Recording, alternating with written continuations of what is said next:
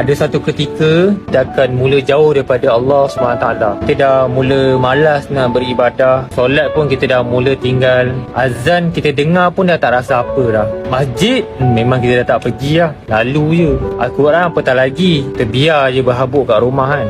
Kita dah mula perlahan tenggelam dalam perkara dosa. Apa yang sebelum ni salah, apa yang sebelum ni haram, apa yang sebelum ni batil, kita dah mula buat. Tuan-tuan yang mulia, sejauh mana pun diri kita pergi, Allah SWT tetap akan menanti diri kita. Hakikat hidup ni, kita tak boleh berpisah pun dengan Allah SWT.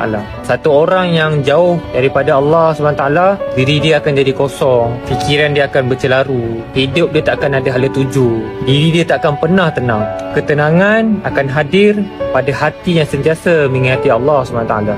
Pulanglah tuan-tuan mulia, Allah SWT ni Maha Pengasih dan Penyayang kepada hamba-hambanya. Kerana dia lah Ar-Rahim.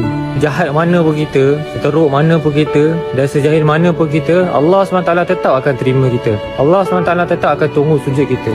Sehari 5 kali Allah tunggu kita, daripada mulanya terbit matahari hinggalah terbenamnya matahari. Tidak kira berapa banyak dosa pun yang dilakukan oleh seseorang tu, Allah SWT tetap akan ampunkan dia selagi mana dia betul-betul bertaubat. Pulanglah tuan-tuan mulia seperti diri kita yang dulu, yang rajin solatnya, yang rajin ke masjidnya, yang selalu bangun solat malam, yang selalu bermunajat kepada Allah SWT.